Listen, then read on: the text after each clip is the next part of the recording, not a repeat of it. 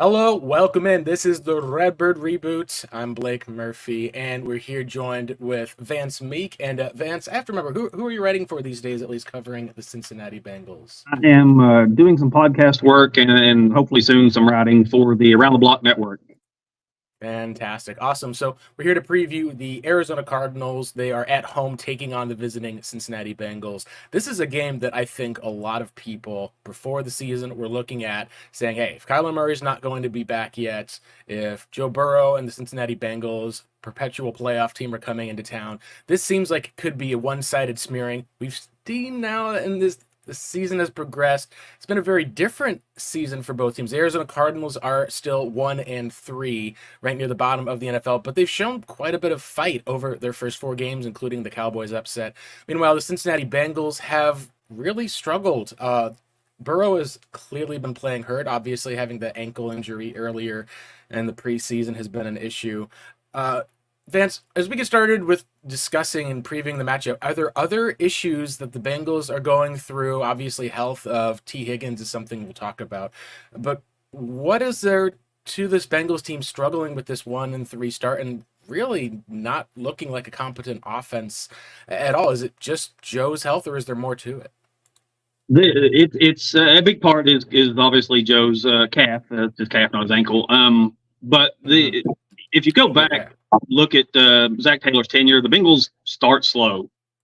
He doesn't let his players play preseason. Maybe that's part of it. Burrow seems to have something going on every offseason, so he doesn't really get a lot of work.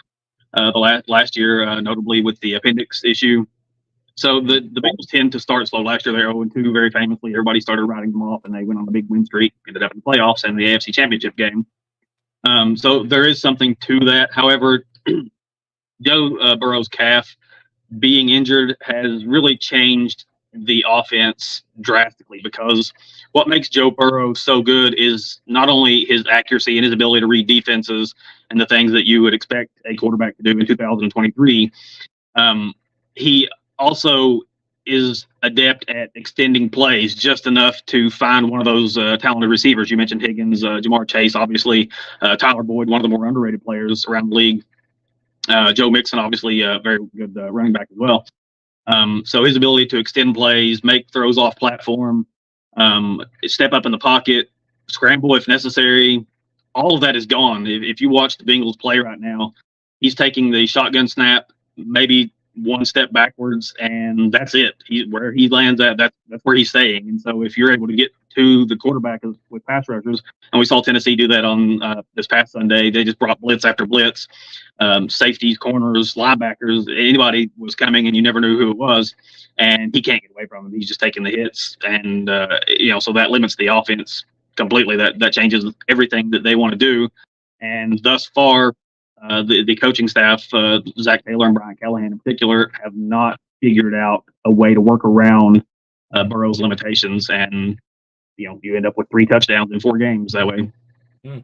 Yeah, it's interesting because in a lot of ways, there's a lot of similarities between 2023 Joe Burrow and 2022 Kyler Murray. Kyler came into the season obviously after that contract dispute, but a lot of people don't know that he ended up with a wrist injury to his throwing hand, which ended up being something that we saw through the season. And I think it affected him more than probably the Cardinals or other people had said, because you look at him last year, he was one of the lowest in yards per attempt as far as quarterbacks went. The deep ball that he'd been known with over the first few seasons was just gone. There were times that he just had overthrows for, especially in the middle of the field.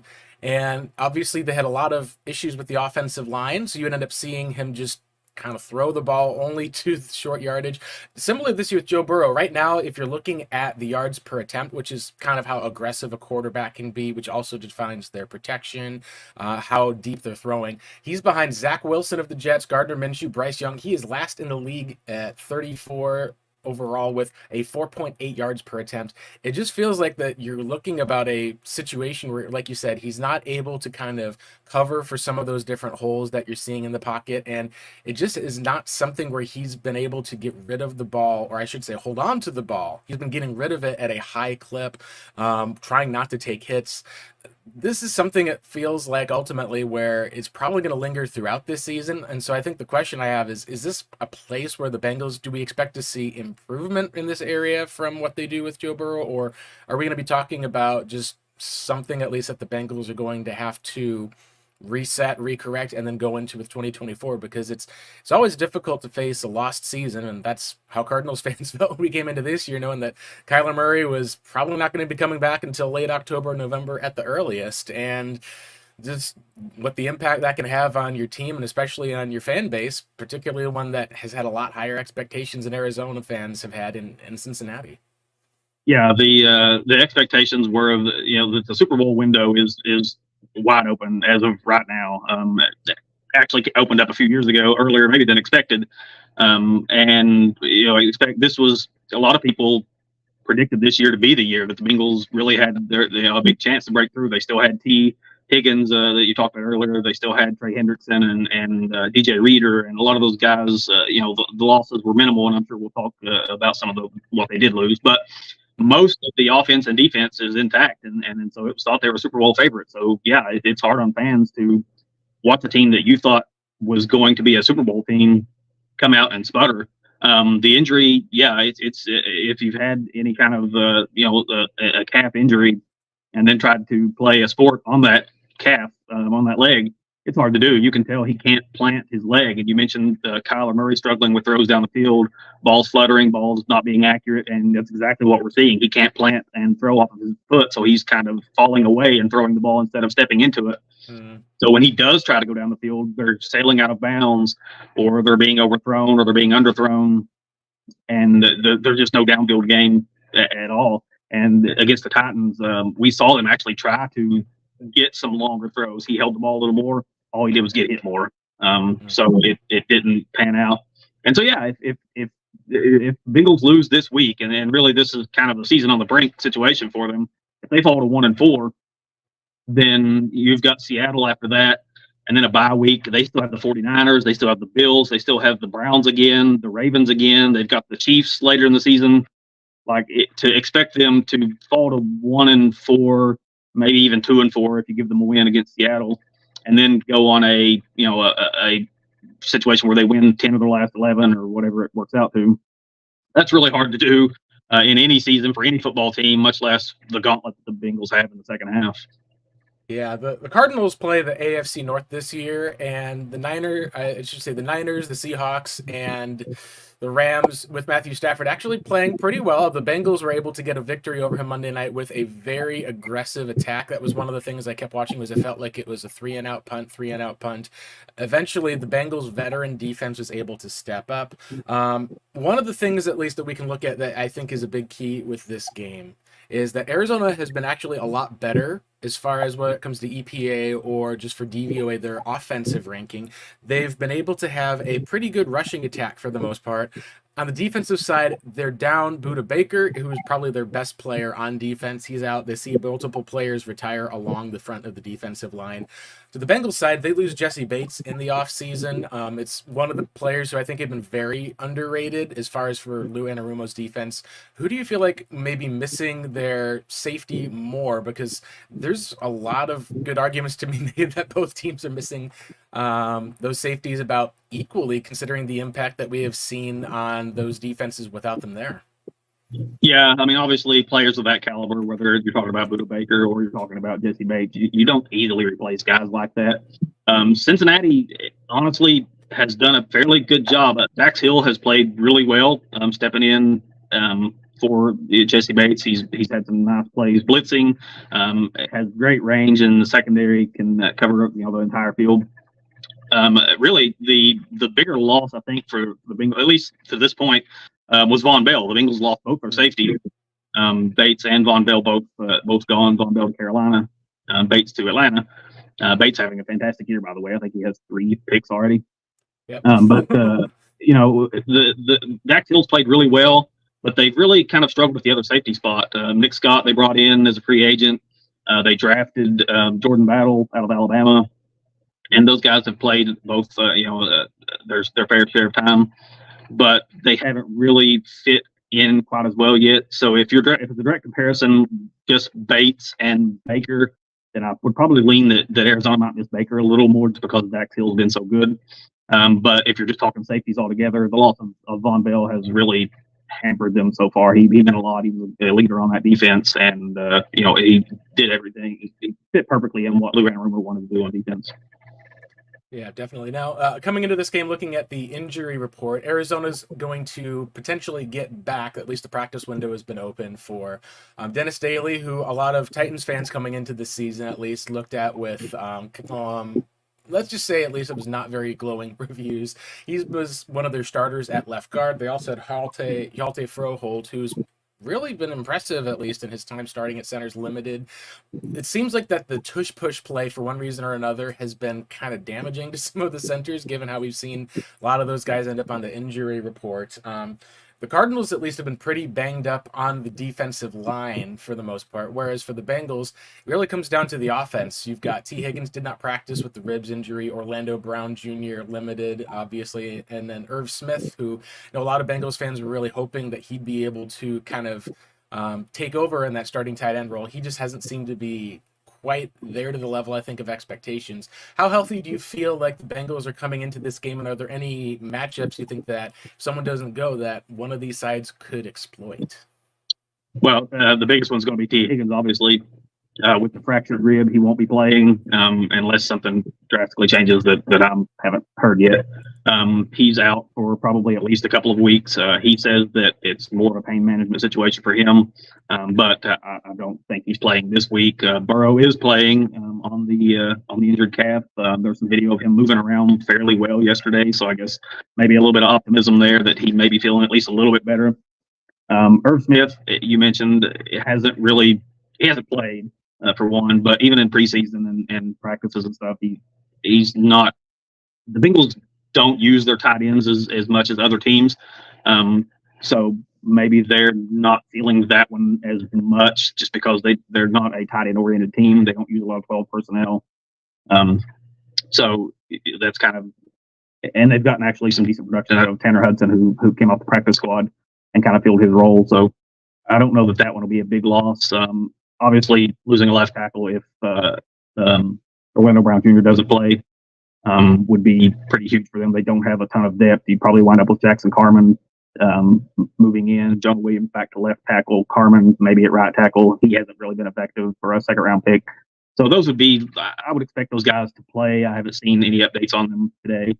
But the loss, obviously, of T. Higgins, you want to talk about a matchup that can be exploited by Arizona. Obviously, taking away T. Higgins out of that offense, then you can focus more on what Jamar Chase is doing, and then you can live with Tyler Boyd in single coverage. He's not explosive, or at least not nearly as explosive as somebody like T. Higgins is. So that would be the obvious advantage that Arizona would have. Yeah, that's going to be the most interesting matchup, I think, is going to be what do the Bengals do with T. Higgins out, because their cornerback situation has probably been one of the, probably would be considered a lot worse if it hadn't been for how the Cardinals have been overperforming. They've had Marco Wilson's gotten beaten in coverage a lot of this season, especially in single coverage with deep threats.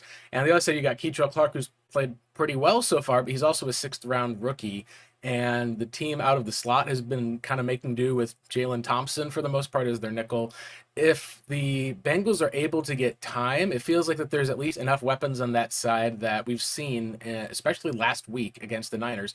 Brandon Ayuk was wide open multiple times, and it'll be interesting, I think, to see how that will play off along with Joe Mixon. If you feel like that there's a bigger game that needs to be had, would it be Jamar Chase trying to find these one-on-one matchups? Joe maybe kind of, he's expressed talking about maybe forcing the ball a bit more, trusting the receiver to make a play, because that, to me, would make the most amount of sense if you end up getting one of those situations, just like, we would take Chase, Wilson, Clark, you say, or would it be the game where Joe Mixon needs to step up as far as where we saw last week with the Cardinals? Their rushing defense was missing Jonathan Ledbetter. He's been limited in practice to be back. Their defensive tackle, their defensive line situation has just been brutal. That's something I think I'm curious. Do you feel like that'd be more of needing to have this be a Jamar Chase game, or does this need to be a Joe Mixon game, or heck, does it need to be both in order for the Bengals to be able to succeed with Joe Burrow ailing as it is?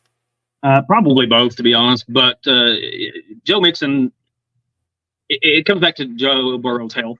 and how he's feeling. If he is able to be closer to himself, then you want to see him throw the football. And he does need to trust himself more as he gets healthier. He has been hesitant to throw in any kind of tight windows at all, maybe because he can't plant and throw, as I mentioned earlier. He can't put quite as much velocity on those passes to get him into those tight spots. So we've seen a lot more checkdowns than what we're used to, and things like that. A lot of Andy Dalton jokes going around Cincinnati right now.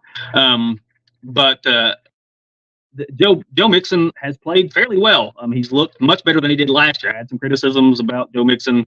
He wasn't very explosive. He didn't break tackles. This year, he has been the exact opposite. He's breaking tackles. He's running hard. He has looked shiftier. So he clearly put in some work in the offseason. He's clearly motivated, and he has moved the ball effectively when they've been able to use him. The first drive against Tennessee last week, they had about an equal mix of run-pass, and they moved the ball all the way down to the 2-yard line, settled for a field goal. But they were able to move the ball. After that, as they started to fall behind and couldn't use Mixon nearly as much, the offense kind of fell apart. The Titans knew what was coming. They started sending blitzers all over the place. They knew Burrow couldn't plant and throw the football, and it just went all downhill from there. So I think being able to get Jamar Chase, who, by the way, is always open, get him the ball and keep the Arizona defense from keying on Mixon all game long is going to be key. And not allowing Arizona to get out in front, because that's been the other problem, is they're falling behind, and then their entire offense has to change. Then they have to throw the ball, and Mixon becomes a smaller part of the offense, and the defense knows what's coming. Yeah. No, I definitely agree. I think you want to make sure that you can get your stars the ball. That's one of the things that in Arizona basically would fall onto the likes of James Conner on the defensive side. They've been able to actually do pretty well with their receivers as well. Right now, their top 2 receivers in Hollywood Brown and the rookie 3rd rounder Michael Wilson are both on track for 1,000 yards. We'll see if that's able to be sustained over time, but it's at least been improvement over, especially what we saw last year with the offense.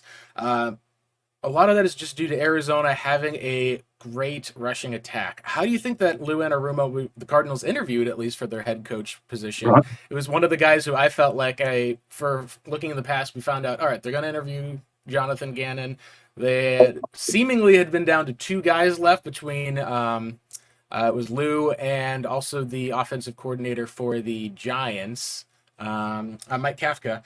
And I remember at that spot, I'm like, if Gannon's out, then just please be Anarumo, because I had seen interviews and looked at everybody. I'm like, I just didn't see that same type of head coach mentality in Mike Kafka, at least as far as for what the team needed to be able to have a, boost to discipline, being able to have the ability to lead men. Kind of when you see Cliff Kingsbury not work, you usually go to the opposite.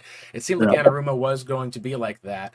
How do you feel like that they can attack this Cardinals team? Because the Cardinals right now, as far as it comes to running the ball, they're getting about 143 rushing yards per game. They're 6th right now in the NFL, and they're actually being able to put up points this year. They're right now at about 22 or so points a game. If you take a look at how their offense has actually been pretty consistent for the most part, it's really ultimately been that they've not been able to have an elite offense getting kind of that 30 points a game mark, but their defense, by not giving up 30 points a game, has been able to stay in it all of the time. How do you feel like that Lou Anarumo will be able to attack quarterback in Josh Dobbs, who's shown that he's mobile and has also shown like he can avoid turnovers? Bengals and Cardinals both positive turnover differentials this year, despite being 1-4. Yeah. Lou Anarumo is maybe the last coach in Cincinnati that still has the trust of fans. With the struggles on offense, especially, one obviously, as you know, feeds the other. If the offense can't stay on the field and the Bengals offense hasn't, then the defense is behind the 8 ball immediately. And so when you play teams that the Bengals have played, and they've played the Browns with Nick Chubb, they played the Ravens with obviously a good rushing attack and Lamar Jackson.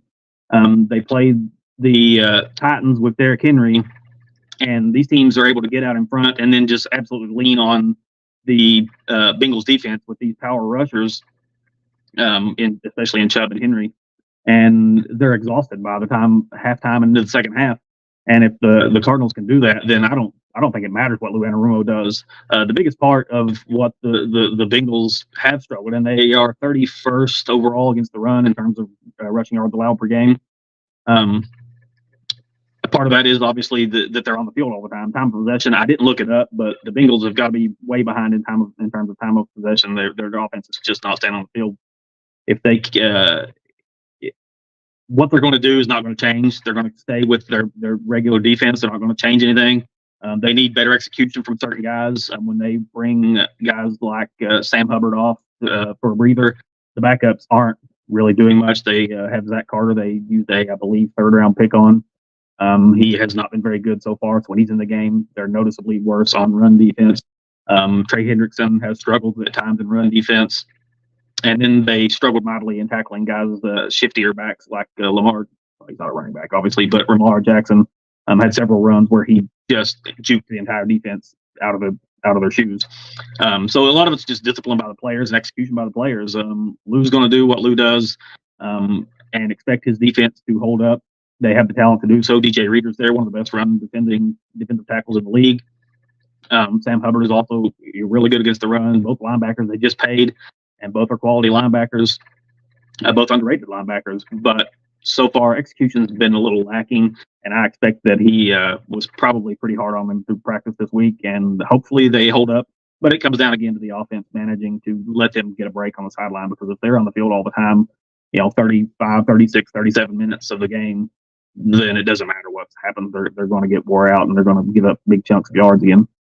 Right, and that's, I think, the biggest thing, at least looking for this game, is if the Bengals are able to come out and run the football against a Cardinals team that has also struggled with tackling, struggled with defending the run, that's something where it ultimately may come down to being a lot closer game, I think, than many people think, because, unless we see turnovers kind of be something that decides or settles it, and right now both teams have been pretty adept at avoiding turnovers. Say what you will about how the Bengals have been so low offensively. I think they're only rushing for about 70 yards per game. They're passing at about I think it's about 166 yards per game, which is just, it's really just a terrible offensive showing so far. And then, of course, you take T. Higgins off of the field. It is kind of one of those stoppable forces meeting the movable object when it comes to the Cardinals and their run defense. They've at least been adequate in defending the run, but it is one of those spots, at least, where I could see this being a spot where if neither team ends up turning the ball over, it's going to be a lot closer, I think, than people are anticipating. Partially, I think it's going to end up coming down to if the Bengals are really looking at this with their backs against the wall as far as their hopes and aspirations, whereas Arizona has been kind of pushing and trying to kind of get some of those wins.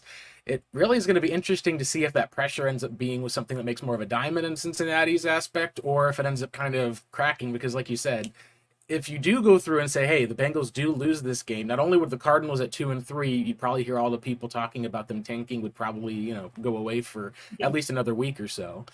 You at least have all these questions about where they're going to go from here. And so I think that's kind of the question, at least I'd have with you, is as far as it comes with the Bengals, this may be their last chance for a little while to have at least a team that's simple enough that it's not as difficult to go out and get a win versus a Bills team versus some of the other Niners, Seahawks even, who had 11 sacks on Monday Night Football.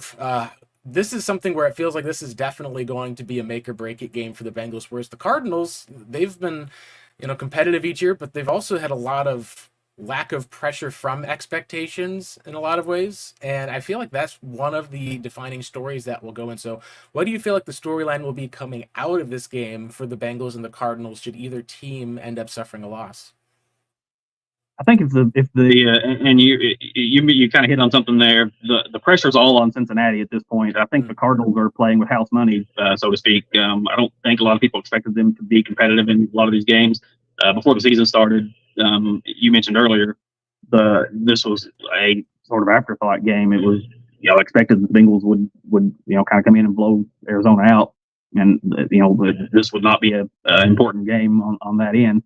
And now, with everything that's happened, it's the absolute opposite. And Cincinnati is in a must-win situation.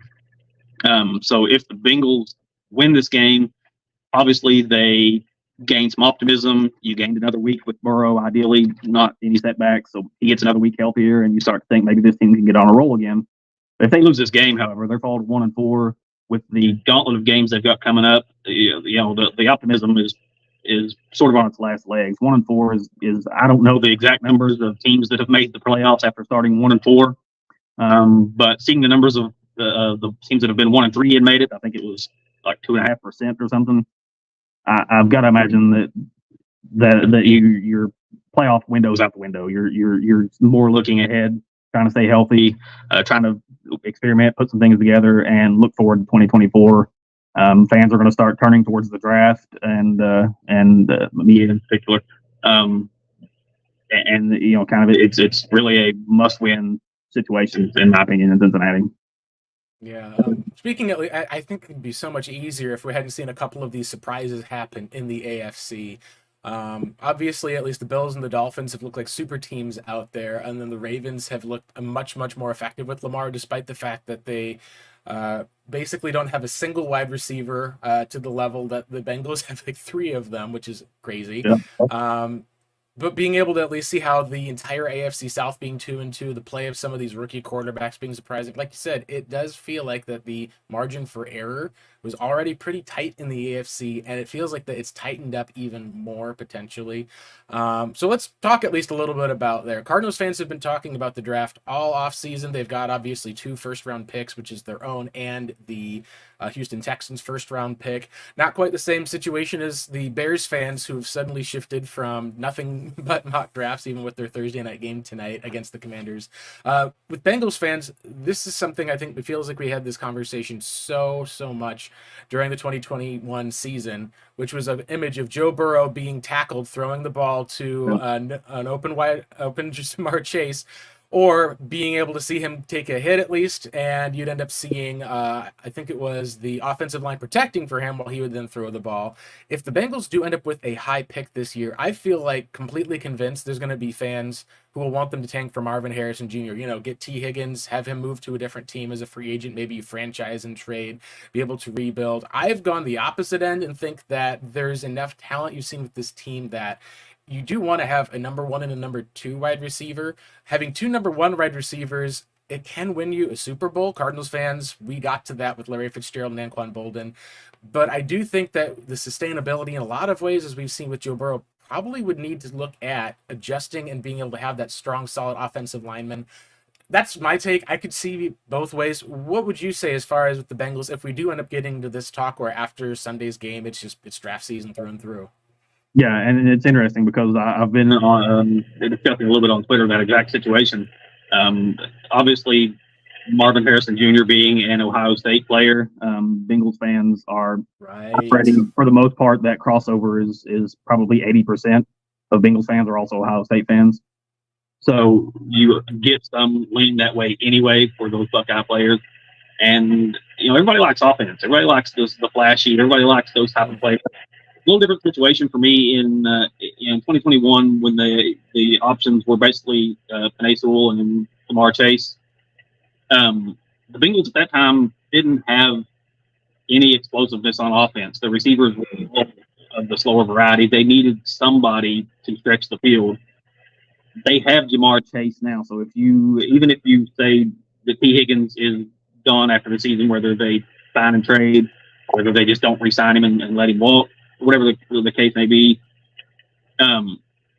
they have the explosive receiver.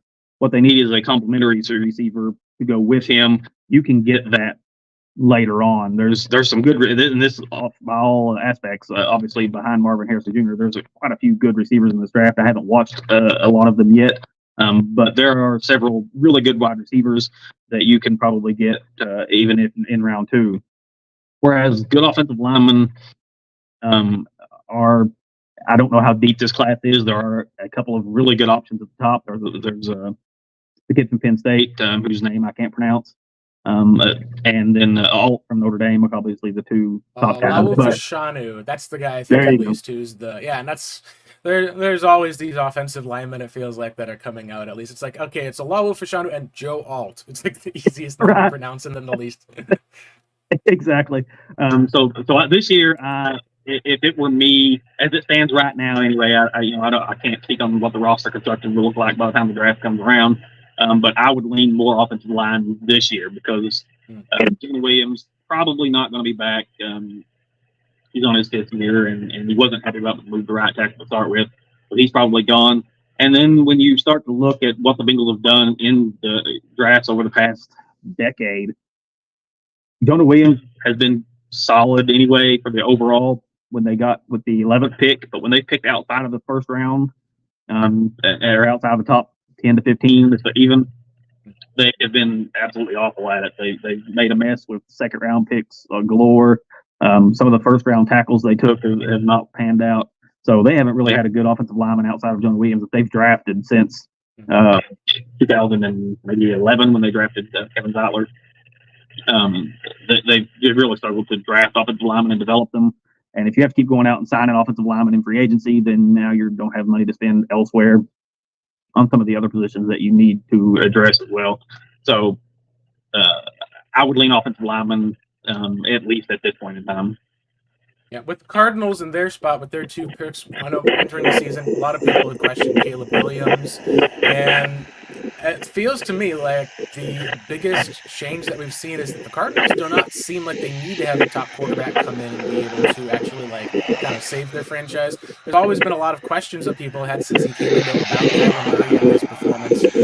What do you feel like is going to be the case for Arizona as far as the direction to take? Because I look at the team and say, you probably aren't going to be getting a top 2 pick, it feels like, with how the team has looked. Would you lean toward trying to boost the offense with other playmakers? Or if the Cardinals do lose this game, most people are going to be talking about nothing but but Marvin Harrison Jr. themselves, at least for the most part. Do you feel like there's a direction that Arizona should take as they try to rebuild this franchise? Because I believe as it sits right now, or at least maybe that's just the way people are kind of putting, but I've seen a few mock drafts out there, and it looks like the Chicago Bears have at least a very good chance that they're going to have the first and second pick of the draft. And so I've seen a lot of Caleb Williams and Marvin Harrison Jr. combo for the Bears, which would be, I guess, an amazing turn of events for them. If you're Arizona, for me, and I don't get to watch a lot of Arizona games. They come on a lot of late games, and for some reason, they've decided that the Dallas Cowboys must be on TV every week. So a lot of those West Coast. Yeah. The one time we got to be on TV was when we played the Cowboys, and then they actually won. And we're like, oh, this is great. People aren't going to underrate the Cardinals for a week. I mean, if they had a shot at Marvin Harrison Jr., I think that'd be a good position. You mentioned that the Cardinals receivers have performed pretty well this year so far. Michael Wilson has been really a find. I like him a lot. But, a potentially generational talent. I know that word gets thrown around a ton. But Marvin Harrison Jr. actually could be a generational talent at wide receiver. Can do everything. I don't think that would be a wrong pick. The pass rush class, we're kind of still waiting on to see how it plays out. There are some really good pass rushers that look like they'll be available. You can always use pass rushers. But it's one of the more important positions on the team, edge guys. And then I don't know what your cornerbacks exactly look like when everybody's healthy. That is basically one of the players they drafted in the 3rd round. Garrett Williams is coming back. He might be their best cornerback if he comes back healthy. So a lot of Cardinals fans have looked very much at the potential of if they could add a cornerback like McKinstry, I should say, at least out of Alabama. He's the top corner in the draft. Might be a big boost.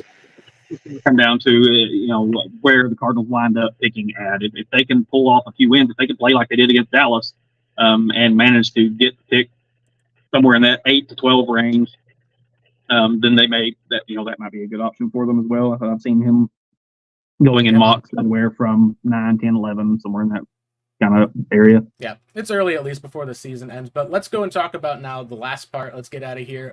The score predictions. Right now, as far as the Vegas lines, the Cincinnati Bengals are actually road favorites. Cardinals are home dogs by 3 points. And with the over-under set at about 44 and a half, it seems like Vegas is predicting almost a 24-21 Bengals victory. The way that these teams have played thus far, it's going to be interesting because I think a lot of Cardinals fans feel there's confidence in the team that they could win this game.